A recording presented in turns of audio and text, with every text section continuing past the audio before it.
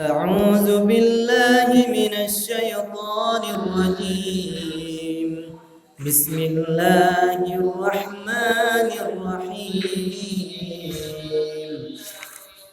قل الله ينجيكم منها ومن كل قرب ثم أنتم تشركون. قل هو القادر على أن يبعث عليكم عذابا من فوقكم أو من تحت أرجلكم أو يلبسكم شيعا ويذيق بعضكم بأس بعض. انظر كيف نصرف الآيات لعلهم يفقهون.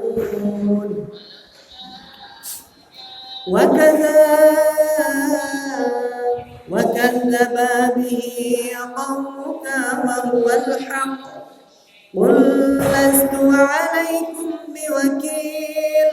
لكل نبأ مستقر وسوف تعلمون. وإذا رأيت الذين يخوضون في آياتنا فأعرض عنهم حتى يخوضوا في حديث غيره.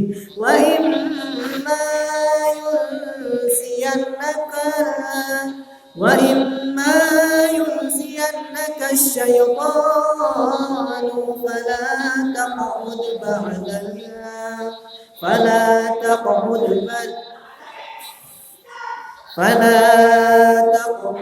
بعد الذكرى مع القوم الظالمين. وما على الذين يتقون من حسابهم من شيء ولكن ذكرى لعلهم يتقون. وذر الذين اتخذوا دينهم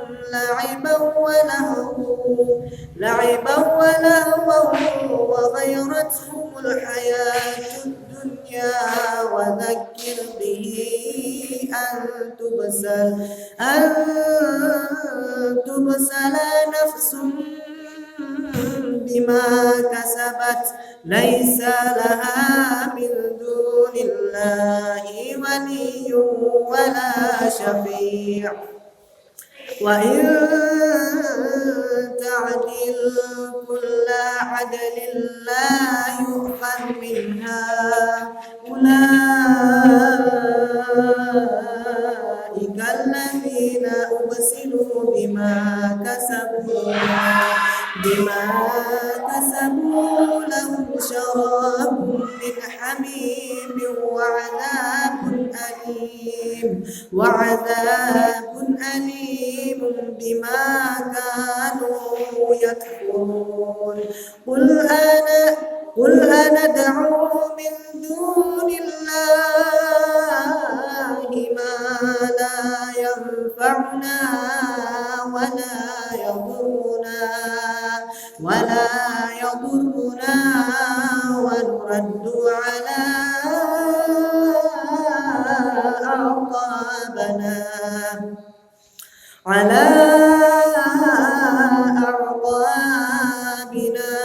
بعد إذ هدانا الله. كالذي استهوته الشياطين في الأرض حيران له أصحاب يدعونه إلى الهدى اهدنا.